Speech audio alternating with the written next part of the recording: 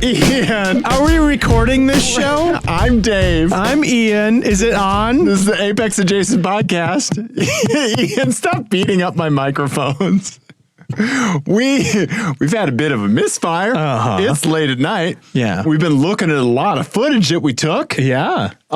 Ian? Yes. What are we going to talk about tonight? Give people, what did you call it earlier? The boop, boop, boop or something? The boom, boom, booms. The boom, boom, booms. Okay. All right. Boom. Winter driving encounter. Okay.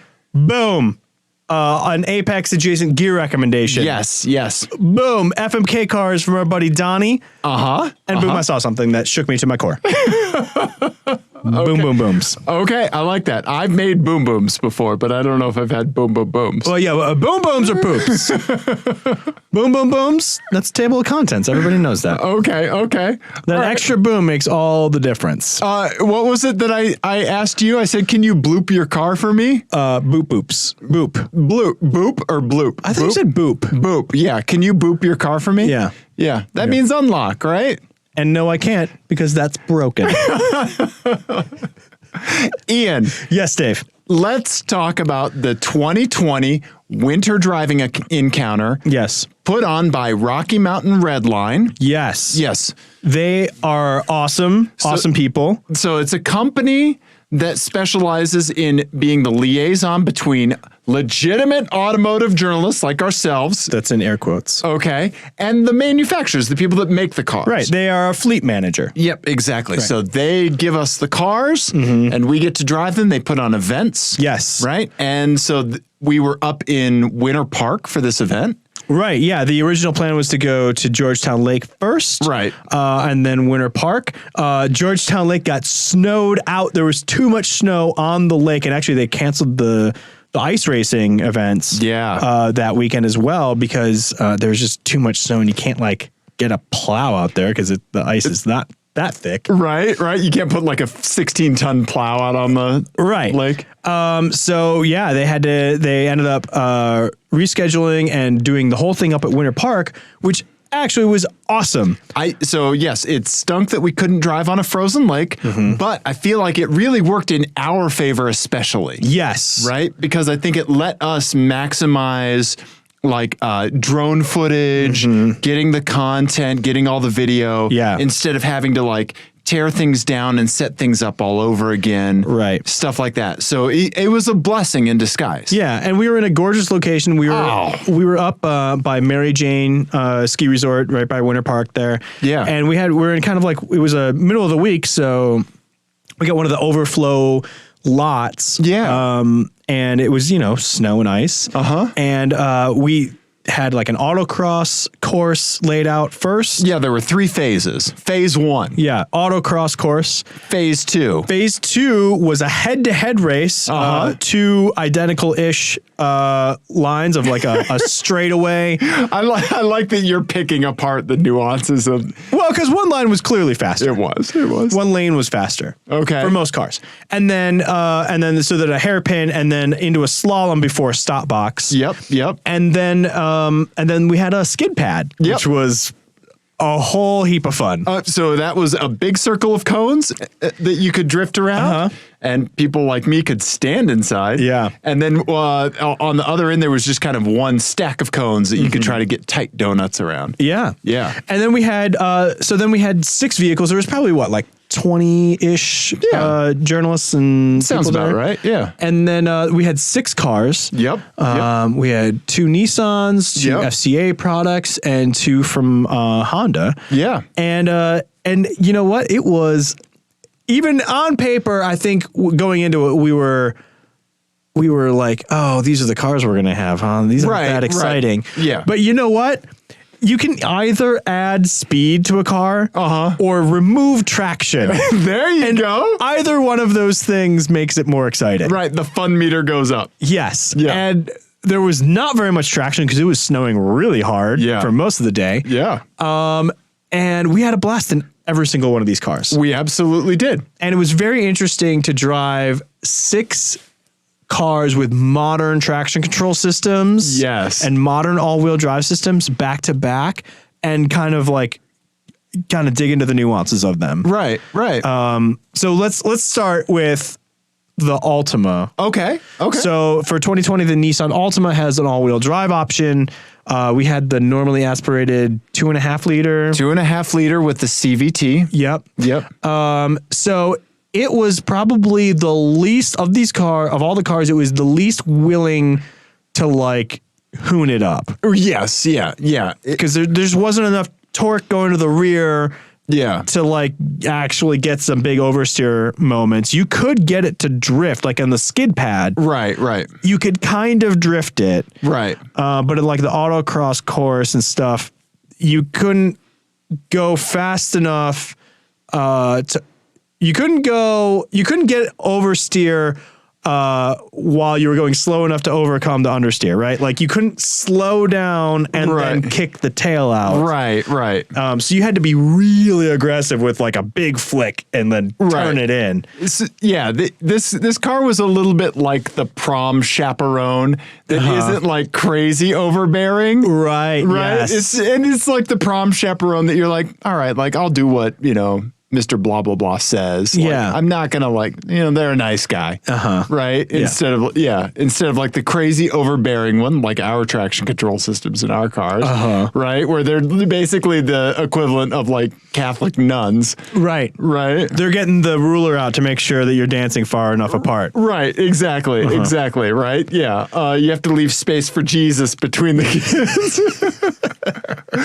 This analogy has gotten away from us. And yet it's not the school teacher or not the prom chaperone that smoked pot before the dance. Right. You don't know what they're talking about. Yeah. Right? Yeah. Okay. It was like making the DJ play weather report and shit.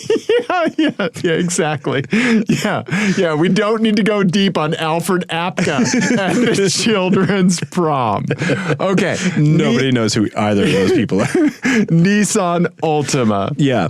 So I do think for like normal driving around, it was pretty impressive. It did have really good traction. Yeah. It was very predictable, which I appreciate in slippery conditions. Like yes. It was, you knew what it was going to do, and it was going to feel like a front wheel drive plus car. Exactly. You could feel it kind of pulling you around. Yeah. And it was like, I get what you're saying. And it was like, you kind of had like a bi-directional conversation with it. Yeah. Right. Like you would tell the car, you would let the car tell you a little bit, and like you could work stuff out. Right. Yes. There's a marriage counselor in there. Yes. Yes. Whereas like some of the other cars, it would, like I think I said, like it would just ignore your input. Yes, yeah. Altogether. Like it was just going to do what it wanted to do. Right. And like, you're an idiot. We're not doing that.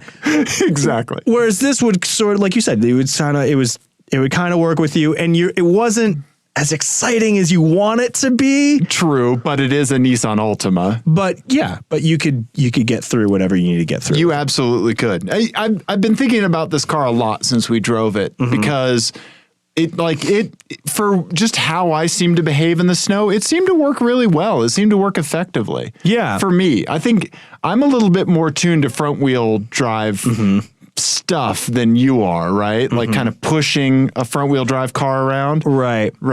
Yeah. Because I think my driving style is a little bit more binary, like on or off, whereas yours is a lot more analog, right? I think you have a lot more feelers for that I just haven't quite developed yet, right? And I think with what I was doing out on the snow in the Altima, it controlled well. Everything here was on snow tires. It just really, it got around. I wouldn't have an issue, Right. Yeah. Okay. We should say that like we do really like this trend of all-wheel drive platforms coming into sedans. Yeah, and like smaller cars. Yeah. Like there was only 2 cars at the event. Yeah. And this one is obviously a lot smaller than the Charger, which is the other one. And this, and I think, and you mentioned the Mazda 3. Yep. Yeah. The all-wheel drive has a similar system.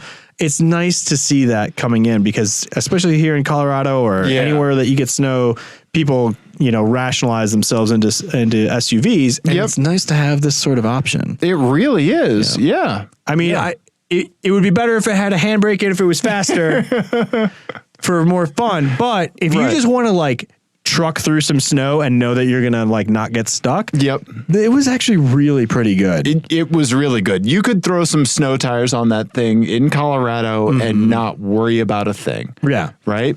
And it really did behave like front wheel drive plus. Yeah, you're exactly right. And that was even with everything off. Yeah. It was really, it was very predictable and boring, but good. Like, right. Safe. Yes, safe. Absolutely. I think I like the look of the new Nissan products. Yeah. I like the grill, the unified grill with that, the Leaf, the Rogue, etc. Yeah. Yeah.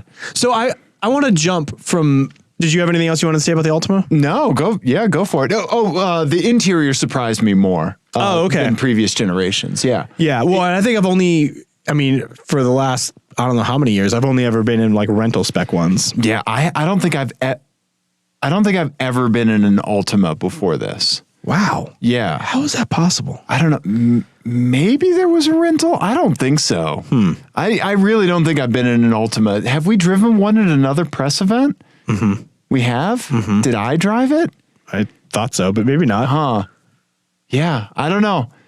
Yeah. It seemed a lot better put together. It seemed really well made. Yeah. Yeah. No, it was nice. Yeah. All right. So I want to talk about because I want to contrast the predictability, the boring predictability with the RDX. Okay. All right. Which is one that has been kind of stuck in my craw. That's been the sticky one. The Altima was the sticky one in my mind. This one's the sticky one in yours? Yeah. So this was the Acura RDX all-wheel drive A-Spec. Did we mention it was snowing when it was? It was very snowy. Yeah.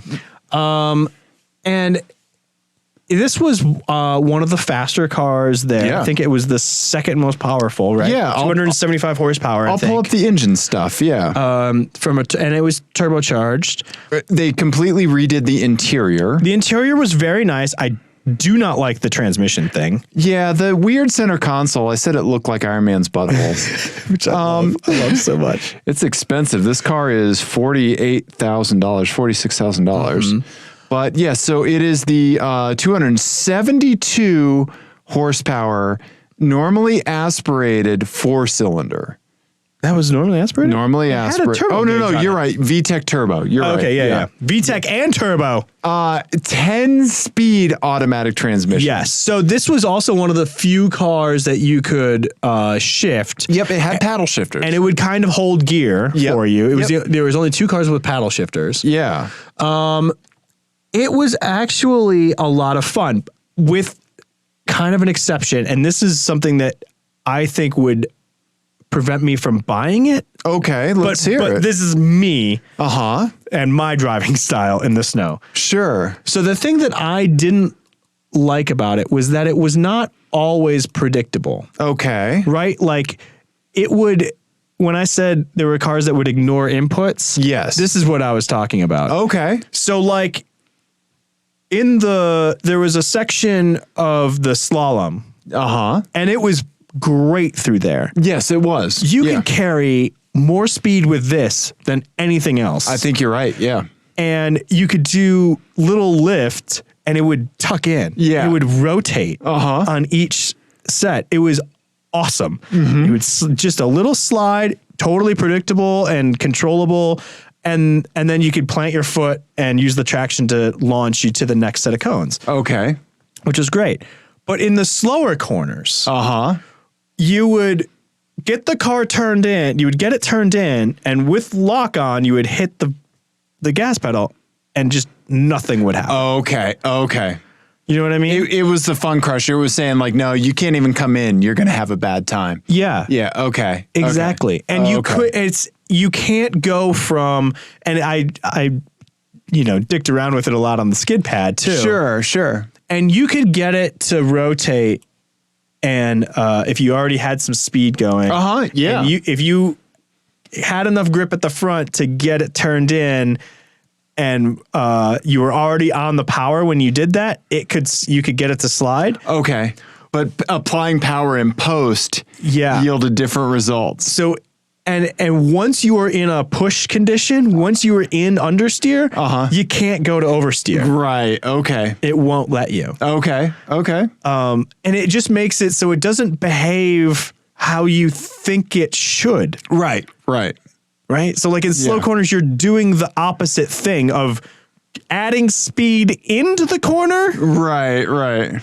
And going slower out instead. Right. It's totally unintuitive, and it makes it like, I don't know, have you ever been in snowy conditions and you start understeering and you like yank the handbrake or you give it a bootful to get the rear to come around? Oh yeah.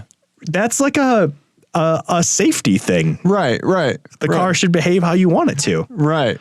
I don't know. That was my driving.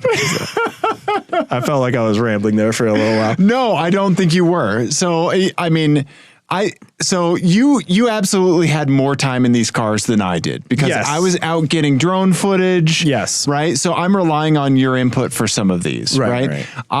When did I drive the RDX? Did I drive it head to head or just through the course once? You definitely drove it head to head. Okay. Okay. So racing head to head. And I'm trying to recall. I remember being really impressed with the interior. Yeah. I remember it looking like you were sitting inside of a sports car. And we rode to lunch in it. Yeah, we rode to lunch in it. The back space was great. It daves, right? Oh, it does dave. It does dave. Yeah. To the point that I didn't even think about it when we got in the car. Yeah, I didn't either. Yeah.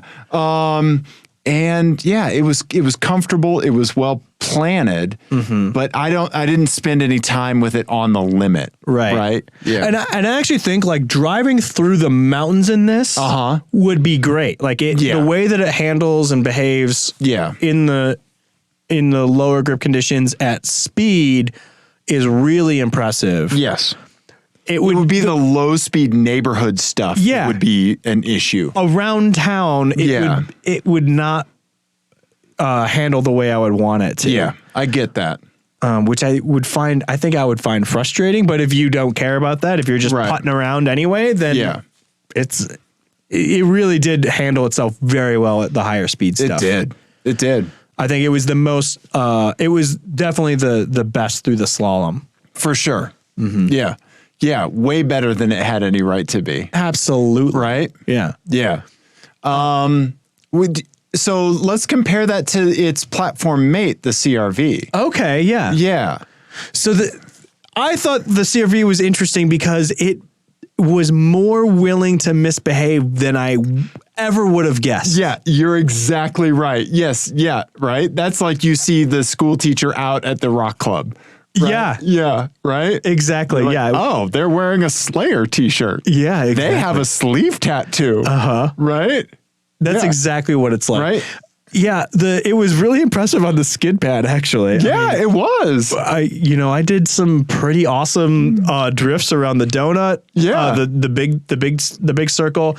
It was not happy around the tight one. No. And around the slower corners, it was much more willing to lay down some bigger drifts. Yeah. Around the slower corners, you could get it to do it. You had to kind of, again, like kind of the Altima, you had to give it a little flick. Yeah. To get the weight transferred over. But once it did, it would hold a big drift. Right.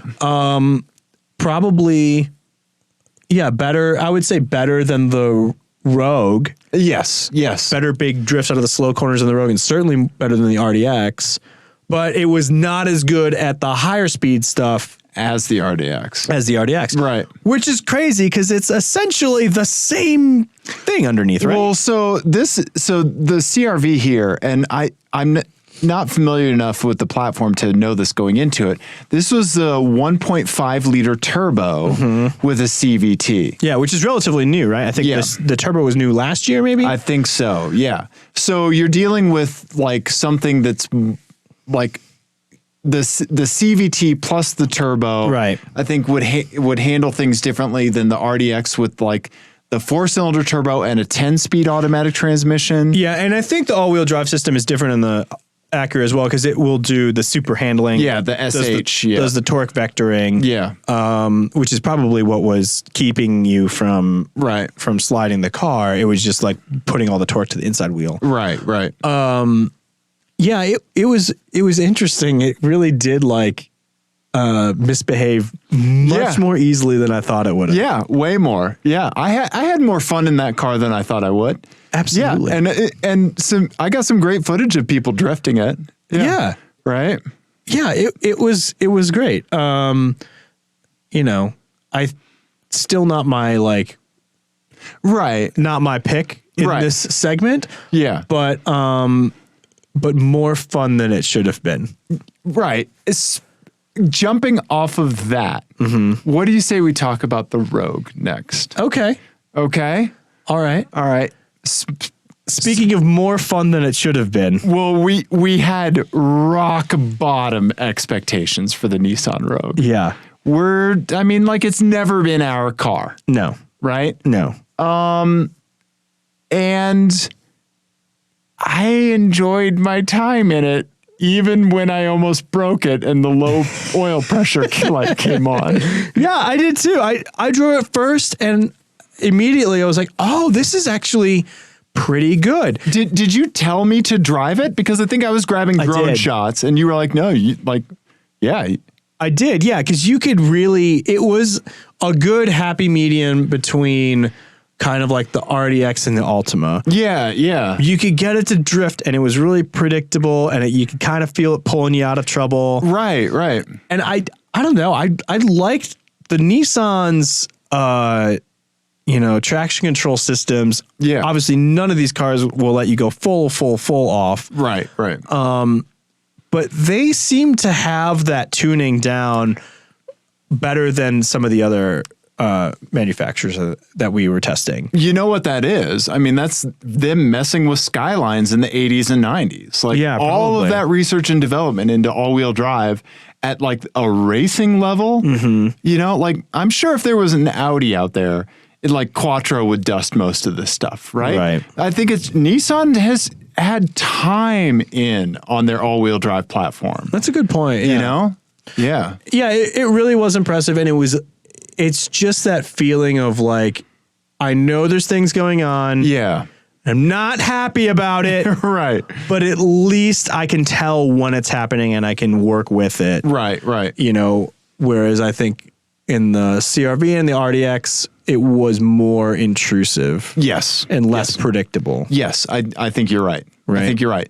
Yeah, the Rogue and the Altima kind of had slightly different ways of solving the same problems. And I think it comes down to like the engines, right? Yeah. Because the Rogue is a 2-liter and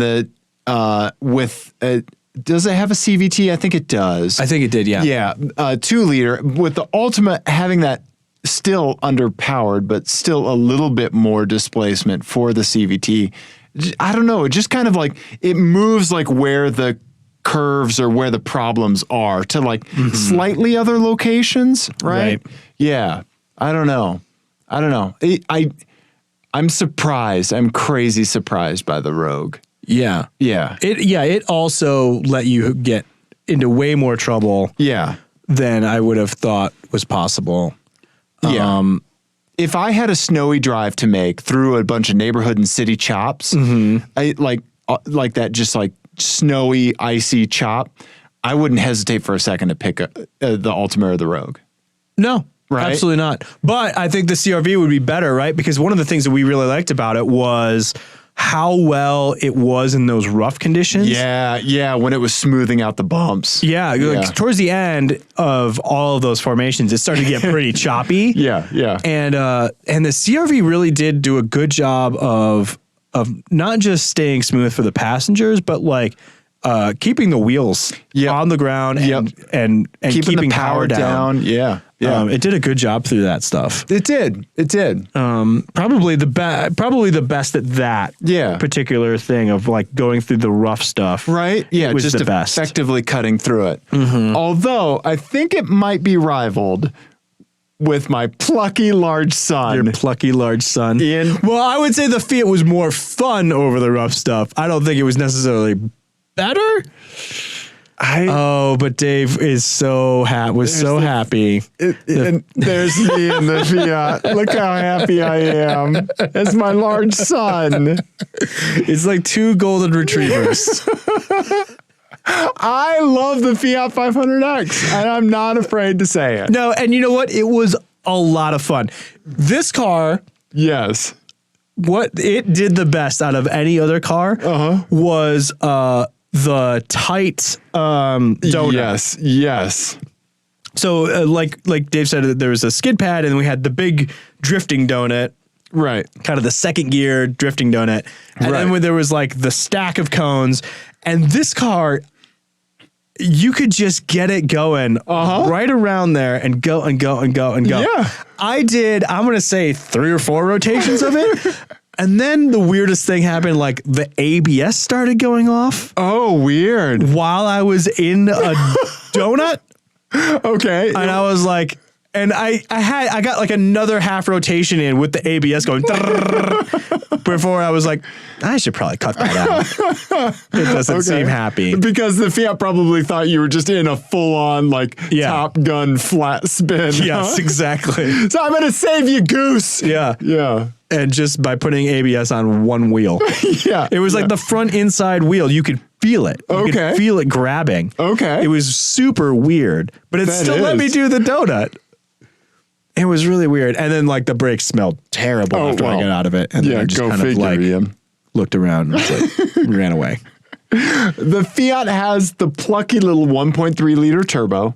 Right? Yeah. Not bad at altitude, huh? No, it was really good. And it was it was fun. Like you could get it to slide. Yeah. It would dig itself out of trouble once you got into a big slide. You could just kind of dig your way out.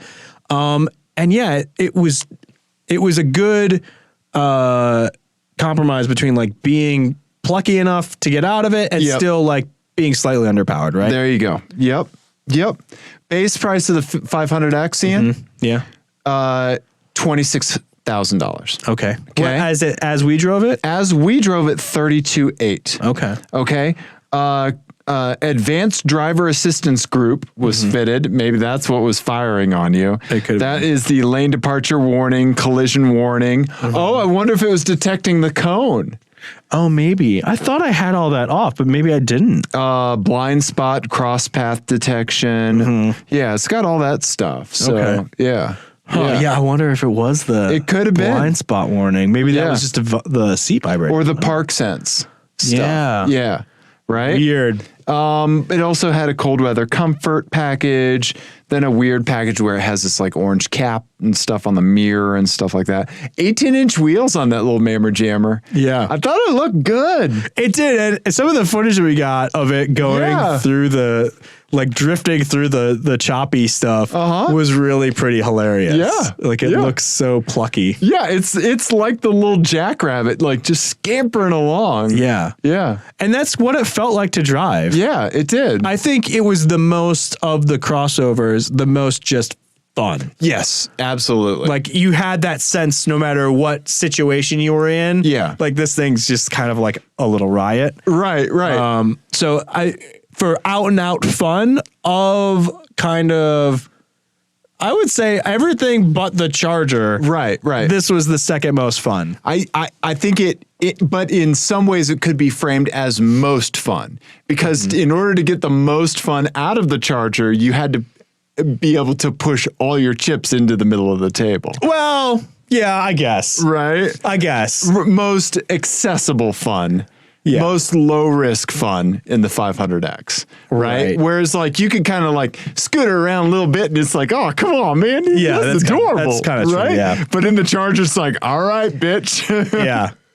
We're doing this. Well, and that's the difference between all of these and the Charger. I think with all of these, if you were on the roads around where we were, you could turn off traction control. Yes. And have fun, like drifting out of a low speed corner or with the RDX, like just fucking hammer down through a snowy lane. Right. And being like, dear God, look at what we're doing. Yeah. Right. Like the RDX would destroy that the road that we were on next Highway to 40 or whatever. Yeah. Whereas the Charger would be the best one if that moment that every like driving enthusiast who lives in a snowy place knows, where they're like, oh, that church parking lot has not been plowed yet, I see. That is what the Charger was invented for. You're exactly right. That is exactly what the Charger was invented for. So let's talk about the Charger. Yes. My large son, I miss you. The Charger. Okay, so V6. All-wheel drive. 300-ish horsepower. Yeah, something like that. Yeah, I can pull it up. Looks good. It did look good, and it had all the familiar Charger stuff. It had the sport pack and stuff, and had the launch control and all of that. Launch control, which sort of worked in the snow. Yeah. It was a riot. It was the only rear biased all-wheel drive system that we had, and it was what I called the high risk, high reward option. Yes. Yeah. That's the mutual fund that you only throw like 2% of your overall stuff into. Yeah. Right. So if it hits, it's going to be a blast. So I found there was a couple of situations that I found where it would not do the thing that I was asking it to do. Yes. Unfortunately, I ran into that a few times. Yeah. And that was frustrating because it's supposed to be just like a crazy car. Right. But it was probably keeping me out of trouble. Right. I think that, my rule of IT troubleshooting is that the system is doing what it thinks it should be doing. Yes. We're just not getting the behavior we expect. Right.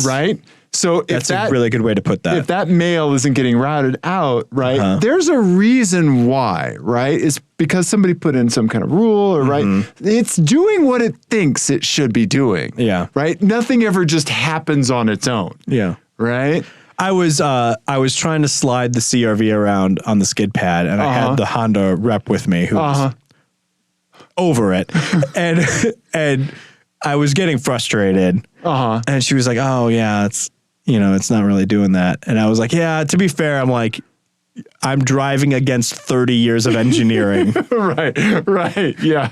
Like, it's me. This one gray-haired man has it all figured out. Right. It's me with my foot to the floor shouting versus some of the best engineers on the planet working for 30 years to keep me from sliding. Right. Exactly. I'm not going to win that. Right. Yeah. So the things that were frustrating with this car were the skid pad. Part of it was just the way the skid pad was designed. I was trying to get really close to the ring of cones. And it was just on the first gear, second gear. Oh, okay. Right between. So it has an 8-speed automatic transmission. Okay. Right. So you were just in between those. And it won't hold on the rev limiter. It'll kick up to second gear. Gotcha. And so every time it would kick up to second gear, you just lose the slide. Yep. Because there's not quite enough torque. With the V8, it would be a different story. Sure. That would not be a problem. But like through the faster stuff, it was interesting. It was. With traction control on, it was very competent. And really would let you be an idiot. Yeah. And still feel fun because it still has that rear drive feel to it. Right. With traction control off, you better have a plan. Yeah. You need to think about what you're doing. Yeah. And if you've been thinking about it, if you've really put in some research, I'm talking like pie charts and graphs, topographical maps, etc., right? Then it will yield big dividends. Yeah. What did you say? I had the church parking lot 10,000 hours. Yeah, that's right. The Malcolm Gladwell. Right. 10,000 hours of drifting in a church parking lot. Yep. Yeah. So like the first course that we had, the time trial course, the head-to-head course. Yes. So that it was the straightaway with a big sweeper that you had to kind of get through a narrow section at the end and then into that slalom. Yes. With this, it was awesome because you get that big push off the line. Right. And you could actually get pretty deep into the brakes and use that weight transfer and get it to start sliding and just do this big epic slide. I think I might have had the drift of the day. Like that in the autocross course. Yeah. Wow.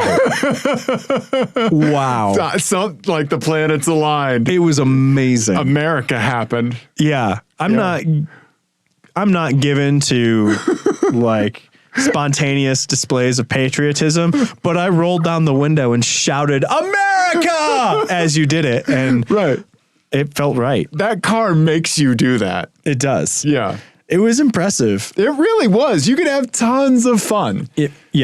But you can also get yourself into trouble. Yeah, you could Cars and Coffee yourself right away. And part of it is that unpredictable thing of like sometimes it bails you out and sometimes it doesn't. Sometimes you bogged it enough that it's like, look, I've done everything I can, buddy. You're on your own. But that's the thing. You don't know when it's going to bail you out and when it's not. Right. So it makes it so you kind of got to know what you're doing. Right. Sometimes looking back, you're like, yeah, that was me. And then it's like, then other times, especially I think like when you're dealing with some quick direction changes instead of like a sweeper, right? Like if you do a right, left or a left, right, like those direction changes with traction control off seem to throw it a little bit of a loop where it couldn't quite, come in for you. Yeah. Right. Yeah. Not like a flick turn, but like where you needed to turn left, then you needed to turn right. Yeah. Well, and I felt like flicking actually it wouldn't give me the throttle response if I kept the wheel straight. Okay. With this. So like with the Altima, big flick. Right. Get it to turn in. Yeah. And that was the only way to get it to slide. With this, I would just set up real wide. Yeah. And kind of overslow into the corner because you had that big push off the line. Yeah. Overslow into the corner and then rotation from power. Right. Little lift, plan it and go. Okay. And that was the way to like slingshot through that through the slalom. The slalom. Yeah. We had a lot of fun in all the cars. Yeah.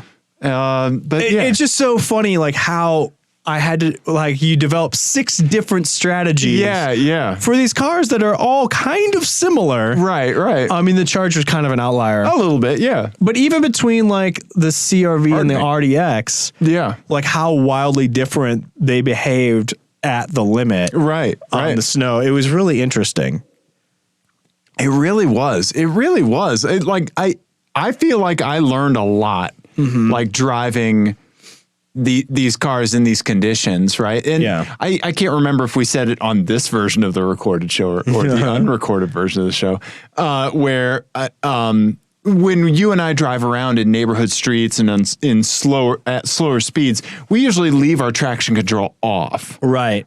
Because like you were saying earlier, like it is intrusive, right? And we just want to know what things are happening and like that we can get ourselves out of something by applying like extra throttle, stuff like that. ABS still works. We all like our ABS. Right. But so imagining these cars and putting these cars in similar conditions where we're driving at that lower speed, where you and I would normally disable those traction control and stability control devices, right? Yeah. Seeing that and like how something so modern handles it was really eye-opening, right? Because in some way I prefer my car. Yeah. Which kind of brings us to the last part of the winter driving encounter. Yeah. So I drove up. You did. I drove both of us up in the R32 Volkswagen. Yeah. And then we got to kind of dick around with the Volkswagen for a little bit. And one of the things we wanted to do was race against the Charger, and we'll do a video on that later. Yeah. But it was interesting to line it up. 2 V6 all-wheel drive, naturally aspirated V6 cars. Only 0.4 liters of difference between you. Right. There's not that many sedan or hatchback V6 all-wheel drive cars. With a rear bias. Mine is front bias. Oh, okay. Mine is a very front bias. It was one of the first There was like, that's the Gen 1 Haldex system. So, okay.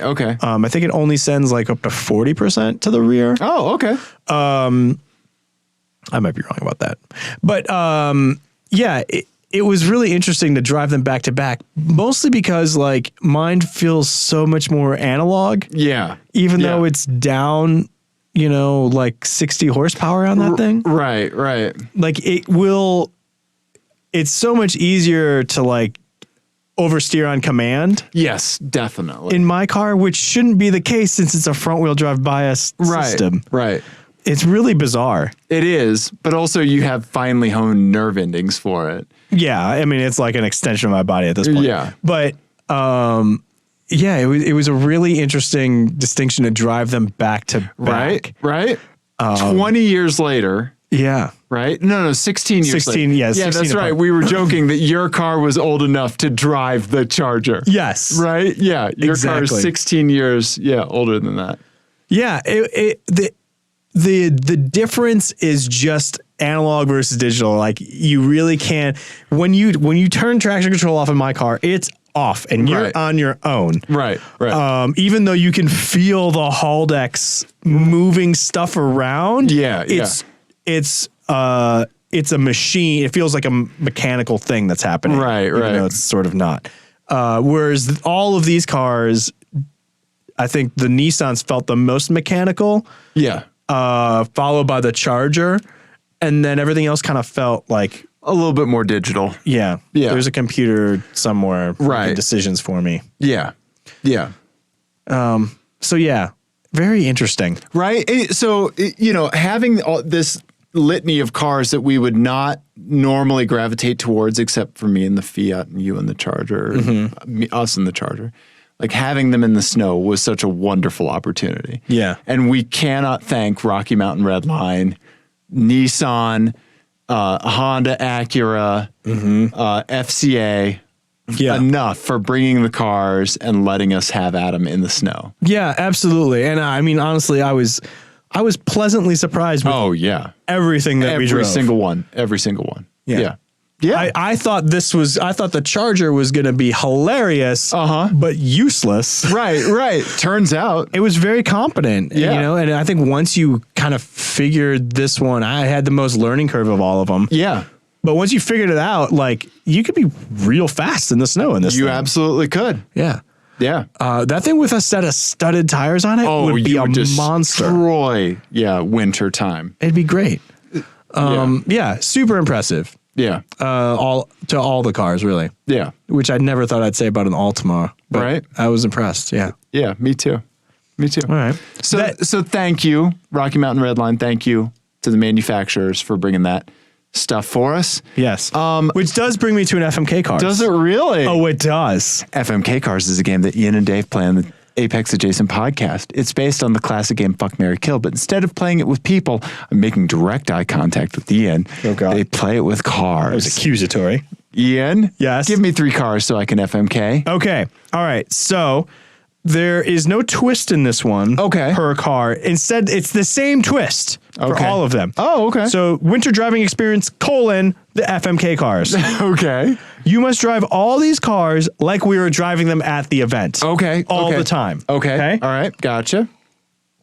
So there are no reckless driving tickets in the wintertime with these vehicles. I like that rule. Okay. Nissan Rogue. Okay. All right. Nissan Rogue. Where are you, Rogue? There you are. All right. Honda CR-V. Okay. Acura RDX. Oh, wow. So we went with the crossovers. I didn't give you your large son because we all know how that would end. Right. So we just went with the crossovers. I think I am going to kill the RDX. Really? I do. Okay. I think that I'm going to marry the CR-V. Okay. Because at the lower speeds, I was able to have more fun in that car. Okay. I think I would worry less about it. Right? And then for a day, I think I would drive the Nissan Rogue. Really? What would you do with it? I don't exactly know. You know what I would do?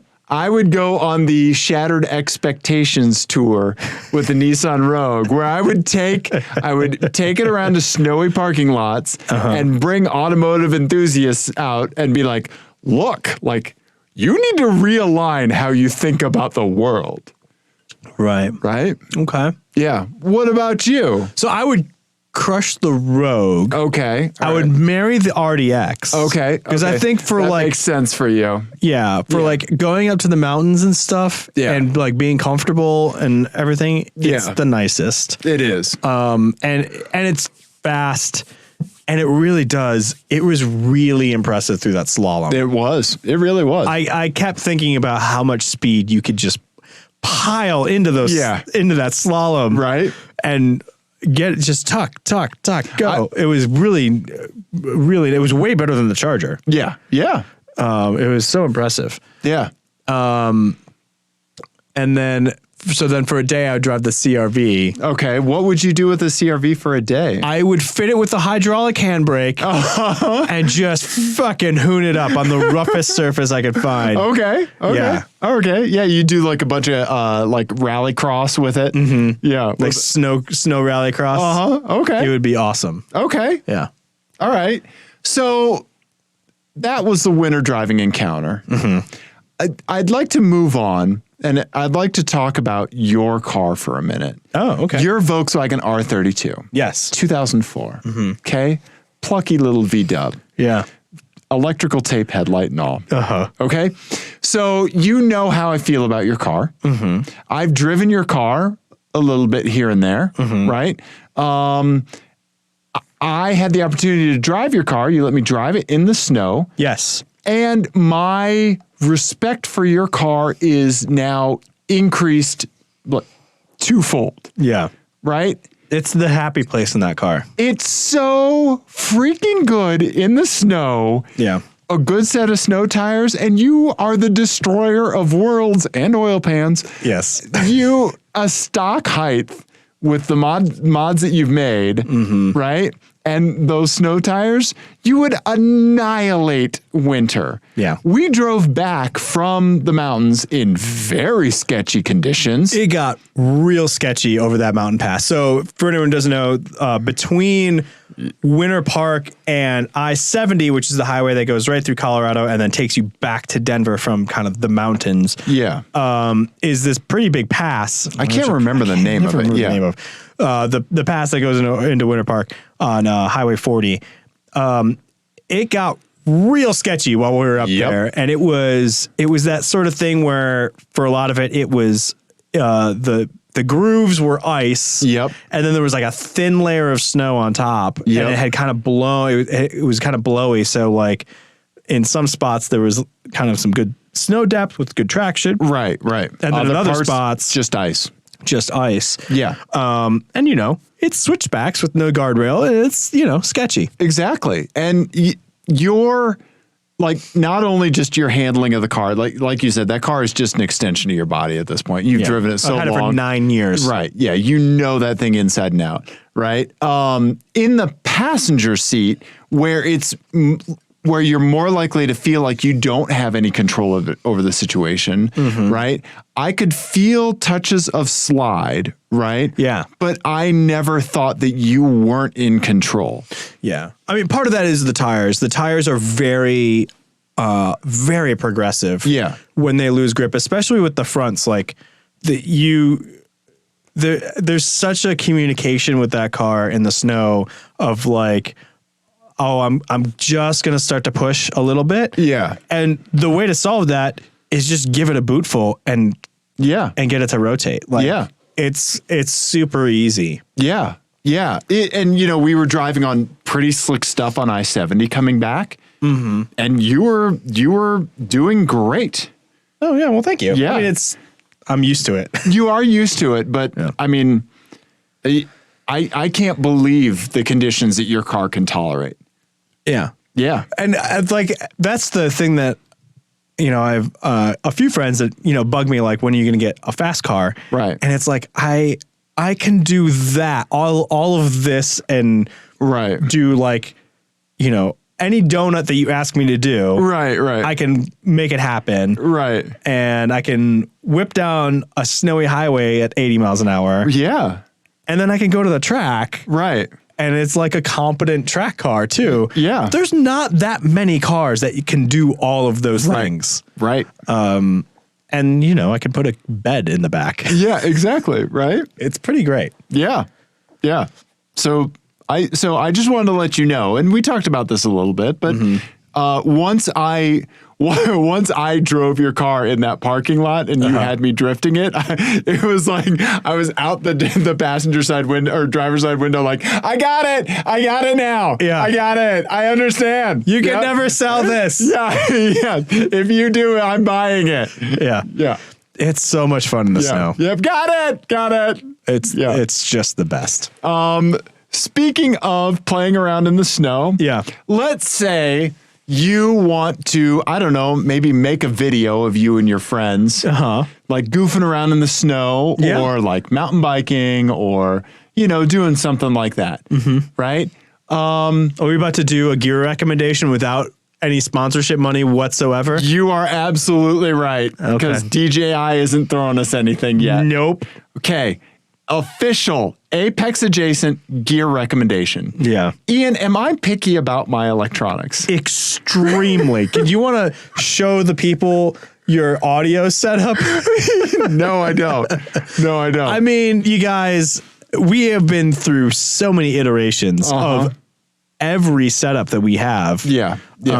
For everything. For the crazy little videos that we do. Yep. And the in-car stuff and the podcast itself. You know, Dave's a tinkerer. Yeah, absolutely. You've taken a bunch of electronics apart and hacked them back together. I have for our helmet radios. Yeah. This is the first thing that is like bone stock that you're like, I love this. It is.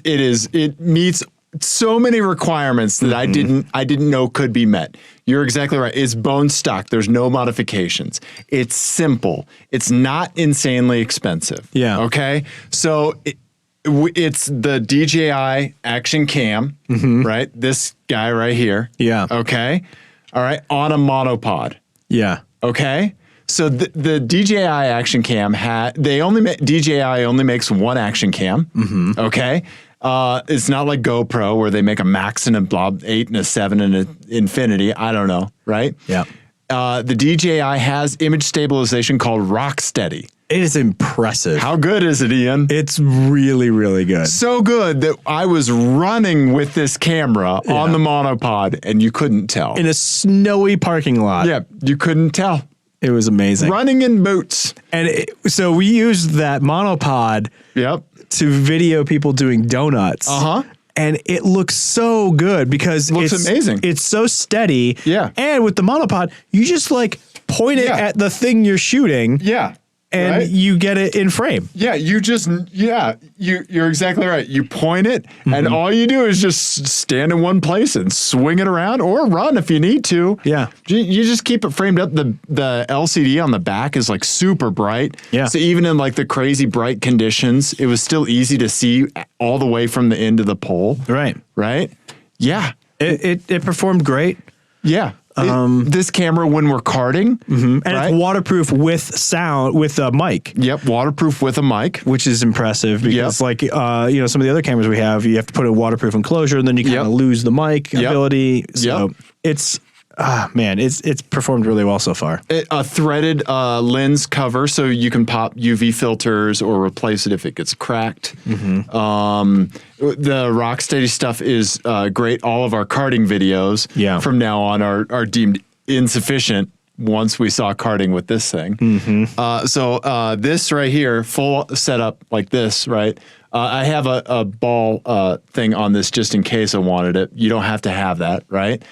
Full setup would be like $310, $320. Yeah. Right. So forget having a phone on a gimbal or like an action cam on a gimbal or something like this. You don't need a gimbal with this guy. Yeah. Right. Yeah. It just rock steady.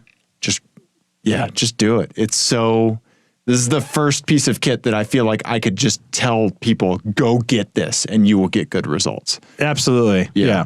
And Yeah. like we've been, ogling like the video that you took of me doing donuts in the R32, and I can't wait for everybody to see it because it's so much fun. Yeah.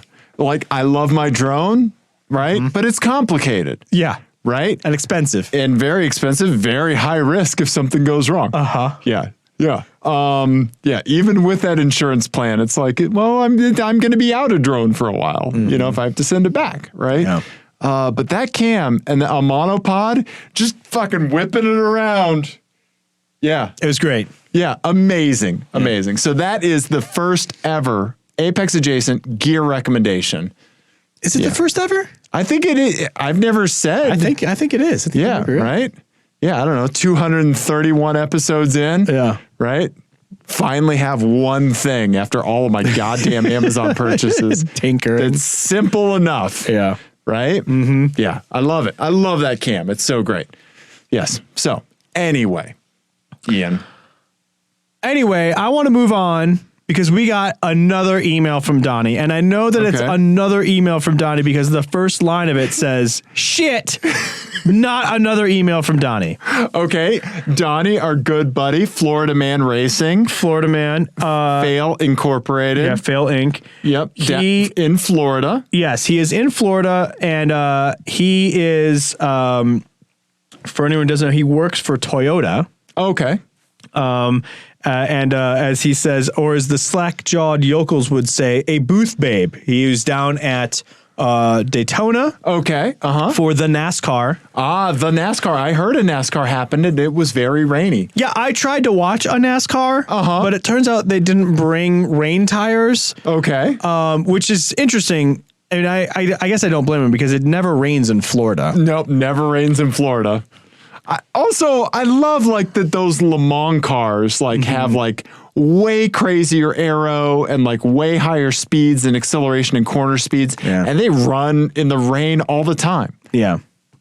Come on, NASCAR. I don't know. Yeah, it was like sprinkles and they went to yellows. I don't know. Okay. I'm new at this a NASCAR thing. I'm going to try to watch it this season. Okay. We're going to see how that goes. Okay. I'll have a update on that next race. Oh boy. Okay. Yeah. Are you doing fantasy NASCAR?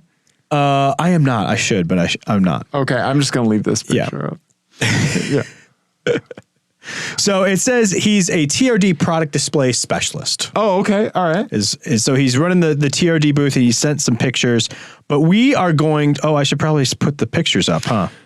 Oh boy. I did not plan ahead. I'm sorry, Donnie. And we're back. I don't know what you're talking about. I was ready to go from go. I definitely had all the pictures uploaded to the proper place and was ready to go. I'm so sorry, Donnie. All right. So I'm just going to read from his email. Sure. And then we're going to get into his FMK cars. Okay. So he's working the TRD booth at Daytona for the NASCAR. NASCAR. Okay. And this is where his email kind of comes in. Sure, we have all the TRD Pro trucks, both the 6 and 4-cylinder Supras, which I can't give an opinion on, but let's just say I'd buy an 86. And the TRD Camry and Avalon, one of which I absolutely love and am taking home after this for a loaner. A TRD Avalon. Mm-hmm, yeah. I kind of like the sound of that. Right? That sounds up your alley. It does. For sure. Right? Yeah. Fast old man sedan? Yes, please. Yeah. So then he says, however, I am looking around and there's 3 cars here that no one is paying attention to. And since I am bored of asking people for their email address so local dealers can spam them, my mind has gone adrift. Okay. I believe the best way to title this is mayonnaise is just a little bit too spicy for my taste buds. Okay. All right. So you can get the idea. And we're going to start with this one. Vehicle 1. Okay. The 2020 Toyota Highlander all-wheel drive. Okay. This V6 7-passenger SUV is perfect for lots of things. However, every time you drive past a McDonald's, the 3 children inside will demand chicken nuggies, and every morning you will have to drive to the gas station as your significant other is opposed to using a gas station. Okay. So, all right. Nugs. And pumping. You got to pump them nugs. Pump them nugs. Oh boy. Okay. All right. Okay. I love how you're juggling 2 mice here. Yeah. Doing quite well. Thank you. All right. Vehicle 2. Okay. Is the 2020 RAV4. RAV4.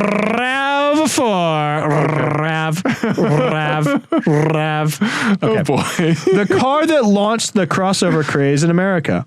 This one is complete with roof rack and an unremovable surfboard. Okay. You will have to go to Lowe's every weekend for some home improvement fiasco. Sure. And if you choose to partake in any sort of outdoor activities, you will always be missing one piece of critical gear. Okay.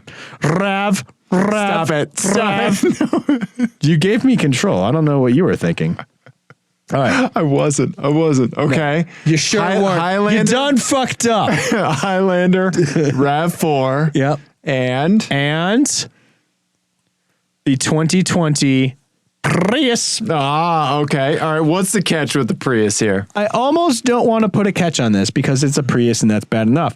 However, you will find that every storage compartment has been filled with Werther's Originals. And the only air freshener you may purchase is kale scented. Okay. All right. This is easy. Oh. This is easy. I'm marrying the Prius. You're marrying the Prius and the Werther's. Do you like Werther's Originals? Fucking delicious. I ate a Werther's yesterday. I'm not even kidding. I bet you did. I bet you're not. I am effing the RAV4. Okay. And you're crushing 3 children is what you're saying. Okay. Well, there's a reason, but for a day in the RAV4, I would see if I could flip it to get that surfboard side down. Okay. I like that. That's a good goal. Okay. It's refreshing to see a young man with goals out in the world. You go get it. Thanks, buddy. You chase them dreams. Thanks, buddy. And then I am Rav. No. Okay. I'm gonna cut all that up. Okay. Yeah, please do. Rav. Okay. That was it. I am killing the Highlander with a vengeance because the entire bloodline has a curse against it. A pox. The Highlander? The Toyota Highlander is its distant offspring is the one that killed my dear beloved Dusty Rusty. Oh. Highlander should not live. I didn't realize you had such a vendetta. You carried such a 2 teenage girls on their way to homecoming piloting a Toyota Highlander put an end to Dusty Rusty, my beloved, hilarious, ridiculous, and poorly thought through Saab 900. Yeah. That was crazy fast and very scary. It was very scary. So really, they kind of did you a favor. No, they didn't. Okay. I mean, they did. But no, they didn't. Dusty Rusty was a ridiculous fun car. It was. Who burned bright, and his life was cut the too oil. short. It was the oil the turbo consumed. Exactly. Okay, so you're crushing the 3 children inside the Highlander. Yeah, they were dicks anyway. I am absolutely marrying the Prius. I have defended the Prius on this show before. Yeah. I don't mind a Prius. You know what I actually looked at today and wanted to buy? What's that? The Lexus version of that. That weird little Lexus. Oh, the RX. No, the RH. It's like the 200H or something. Yeah. I know what you're talking about. Yeah, right? Yeah. That weird little hatchback thing. I want one. I always thought they looked pretty cool. They look great, and they are just a Prius. Yeah. Right? Yeah, absolutely. I want one. I wonder what they're like secondhand. I wonder if they're probably not bad. I wonder if they're cheaper than because the Priuses are expensive. Well, right. Yeah, but I think the Lexuses are smaller. Right? Yeah. I think their interior's a little bit more packed together. Yeah. Yeah. Well, I will say thank you, Donnie. That was very good. And his sign off was great. It says, "Gentlemen, as always, thanks for doing what you do. Raise hell, praise Dale, and most importantly, burn down Applebee's." I can get behind all that. I'm fine with all that. Even this Dale person that you speak of, who I'm not sure who that is, but Carnegie? Okay. And then I'm just gonna keep control over here. Oh boy. I'm just going to keep control. All right. And that's the end of the show. Rav. All right. So I want to paint a picture for you. Okay. I Oh yeah. Oh wait, I think I had an FMK cars because we're getting to your My Eyes, right? Yeah. Okay. Yeah. This is about dad stuff. Oh, okay. Okay, that's right. Yeah, yeah. Go ahead. All right, so I just want to paint a picture for you. Okay. All right, let me hear it. All right, so I feel really weird not having any control. last week, I took my oldest child to swim lessons. Okay. All right. And we all went. Okay. So we all go to swim lessons. It's like y'all get in the pool? Everyone in? No. It's like a legit, like he is with an instructor and learning how not to drown. I had to do that when I was a kid. My mom is deathly afraid of water, and so she made my sister and I take swim lessons from a very young age. Even to the point with a private instructor. Oh wow! Where I had to learn how to butterfly stroke. Yeah, because that's what's going to keep you from drowning. Yeah. Well, I mean, they're doing backstroke now, and he's 5. Awesome. You know? Awesome. So, yeah, he's doing great. Anyway, so we all went, and I have a 5-year-old and a nearly 2-year-old. Yeah. And the nearly 2-year-old was very cranky when we got there. Okay. All right. And it was clearly hunger. Like, I don't know if anyone's been around small boys in particular. Or me. Or Dave. But the hanger is real, man. And they just turn into fucking little gremlins. Like, if you feed a gremlin after midnight, that's basically... Don't get it wet. Yeah. Right. That's basically what happens if you don't feed a small child, right? They just grow horns and get crazy. So I could see it coming. Like, I could sense it. And they have snacks for sale. Okay. And so I bought one of those pouches of applesauce. Yes. For him. Yes. And I go to buy it, and the guy looks at it, and he's like, "Oh, this was expired 2 days ago." And I was like, "Give me 2 days. Give me that shit." Right. It's sealed. It's been in the refrigerator. Right. I'll give him 2 of these. Whatever. Right. So then, like, we get the old one in the pool, and he's the younger one's running around. He's fine, and then he starts kind of like slowing down. And he just like at one point he's like lays on the floor, and I'm like, oh man, we gotta get him home. He's tired. And then it's time for swim lessons to be done. We get into the changing room, and he's like, I'm holding him, and he's like, just leaning against my shoulder. Whoa. And we're kind of getting near bedtime, so we're thinking, maybe he just didn't nap long enough. Right. He then looks up. Oh no. He like leans back, looks right at me. And he had a pacifier in his mouth. He took the pacifier out and just vomited all over me violently. 3 big pushes. I mean, where like I could obviously feel it hitting my chest and through 2 layers of clothing, but I could also hear it. Like, it made such it hit me with such force that it splattered against me as I was holding him. Oh my God. Maybe you shouldn't have eaten the applesauce. Maybe you shouldn't have eaten the applesauce. And I mean, just so much vomit. Oh, my face hurts. My older child's instinct was to curl up on a ball on the bench in the changing room and go, I can't look at it.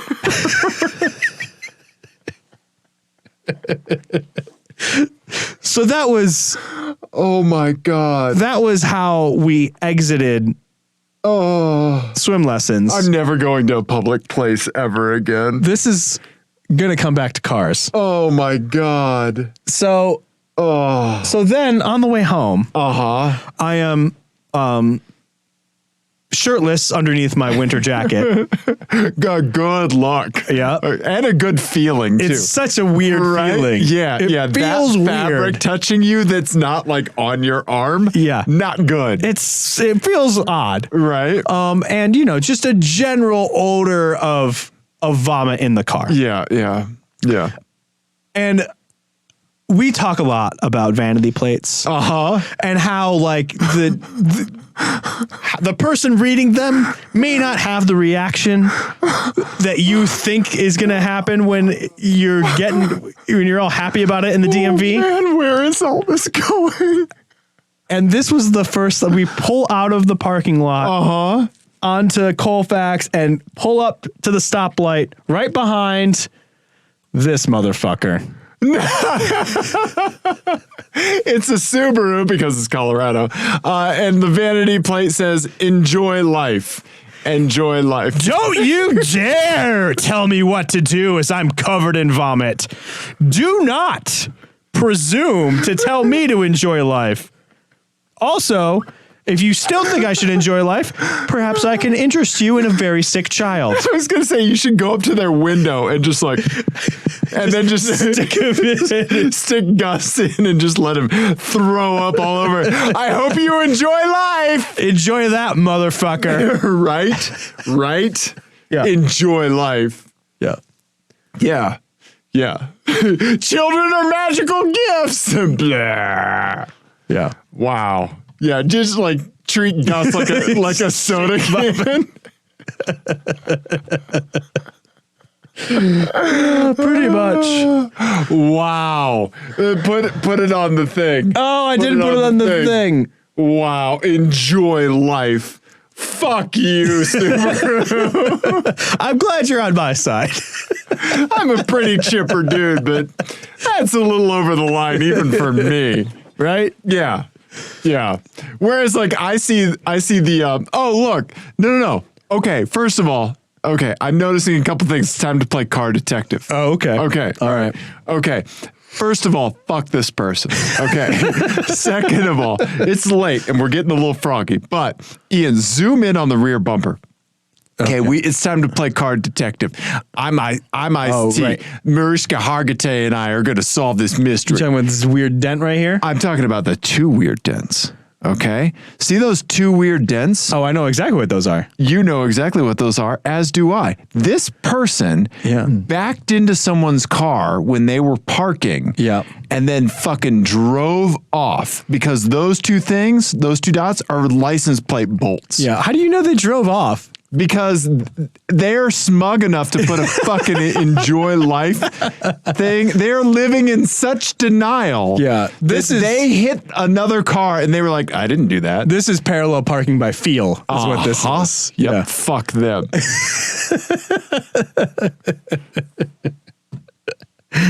Yeah.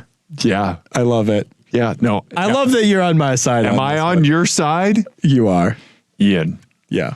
This brings me to an FMK Cars. I'm so excited to hear it. Ian, Dave. Why am I holding this? Oh, wait, you don't want that. You want the mouse. Yeah. There you go. Okay, Ian. Yes. This FMK Cars is for you, dad mode. Okay. Okay. All right. This one is called FCA Family. Okay. All right. All right. These are all cars in the FCA family, and you get a parenting twist. Okay. All right. You're not going to like any of these. First up, Ian, it's the Fiat 500 L. All right. But what you get with the 500L, Ian. God, it's hideous. Ian. Yes. You will never, ever be interrupted in the shower ever again. Oh. All of your showers, peaceful. Okay. Okay. Wow. That's huge. Okay. All right. That's big. You see where I'm going with this? I do. Okay. All right. Second, enjoy life, motherfucker. Fuck, right? Yeah. Enjoy my foot in your ass. That's the kind of vanity plate that makes me turn into Red Foreman. Yeah. Oh my God. Okay. All right. Dodge. Okay. No. Dodge. Oh my God. Dog a day. Grand. Caravan. Okay. All right. Yeah. The Dodge Grand Caravan. Ian. Yes. You will always be able to poop in peace. Okay. All right. All right. And we can add in peeing in peace as well. Okay. Okay. I did go to pee the other day and I was peeing and I felt a tiny hand on the back of my leg. And I looked down and my 2-year-old went, hi. Like just peeked right around. Hi. That's why you gotta sit down, buddy. You gotta see him coming, man. I I'm a fur. Well, but here's the thing: is when they come in and you're sitting down, then you get this. the direct eye contact. No, it's not direct. No, it's not eye contact. Oh, gotcha. They're like, what is happening in there? Okay, instead of demonstrating what should happen. Right, they look like an umpire. Weird. Yeah. Okay. You can see the confusion on their face, which is way worse. Gotcha. Okay. All right. Yeah. Okay. So you'll be able to poop in peace in your Dodge Grand Caravan with your Dodge Grand Caravan. Children are magical. Okay. Lastly, Dodge Journey. Oh, God. All right. This better be real fucking good. You get $1. Yeah. Your children will always sleep through the night. Ooh. Including nap time. Whatever that requisite nap time is. Yeah. Okay? All right. What's it going to be? The 500L and peaceful showers. The Dodge Journey and sleeping through the night. The Dodge Caravan and peaceful poops. What are you going to do, Ian? You're a dad. What do you want the most? I'm going to crush the Caravan. Oh, okay. So your poos are going to be interrupted. Yeah. The poos are, it's nice to have an uninterrupted poo for me. Right. It's not like, that's not like my time. Okay. All right. This is my time. Now it's a really tough choice because I do like a peaceful shower. I like a thoughtful. Maybe have a beer in there. Yeah. A whiskey. Have you had a whiskey shower? Or a whiskey IV drip. Depending on how the day is going. I have had a whiskey shower before. Yeah, I've had coffee in the shower. Yeah. Oh, that sounds delightful. That's great in the morning. I've got to marry the journey. Okay. We're going through a rough patch with the sleeping right now. Okay. And it is truly bad when it happens. Yeah. And then for a day, I'm just going to take a lovely long shower. Okay. I'm only going to drive the Fiat for like 10 minutes because I'm going to spend 23 and a half hours in the shower. I'll get you one of those tankless water heaters that just keeps going. Just go. Okay. Give me some solar panels and a tankless water heater and I'll be set. Okay. What would you do? Well, all of my poops are in peace. Right. All of my showers are in peace. Must be lovely. Well, Ian, you have to understand it's met with the sheer terror that I'm not going to have anyone to take care of me when I'm older. Oh, yeah, that's true. Yeah. Ian. Yeah. But there's only like a 50% chance that either of mine are going to take care of me either, too. Still, you have two 50% chances. Yeah. I can't. But no, because the one could talk the other one into not liking me. I can't ply my nephew with enough gifts, enough fucking Xboxes that would make him want to wipe my old man ass. Well, but nobody was going to want to. It's the guilt. Yeah. That's what does it. I don't have that. Yeah. I don't have that over anyone. Yeah, that's the guilt. True. Okay. Well, yeah. Ian. Saving retirement. Hire professionals. Exactly. Got to be careful with my money. Yeah. Not buy all kinds of camera shit. Yeah. Dave, it is very late. It is. Both of us have to be up early. I do. We did 1.5 car shows and we recorded one of them. Yes, we did. If people enjoyed this, what should they do? They should absolutely follow us on Instagram, Twitter, Apex Adjacent. They should subscribe to us on YouTube. Absolutely. Right. They should send us an email, apexadjacent@gmail.com. Send us an FMK cars like our boy Donnie did, and we'll play it on the show. You can send us a voicemail or a text message with a picture. Yep. At what number, Ian? 720-515-1391. Boom. Nailed it. And I think that's it. I'm going to give you like a broken mic just so you can do a mic drop. Okay. Yeah. Drops. We love you, everyone. We absolutely do. It's sleepy time. Good night. Goodbye.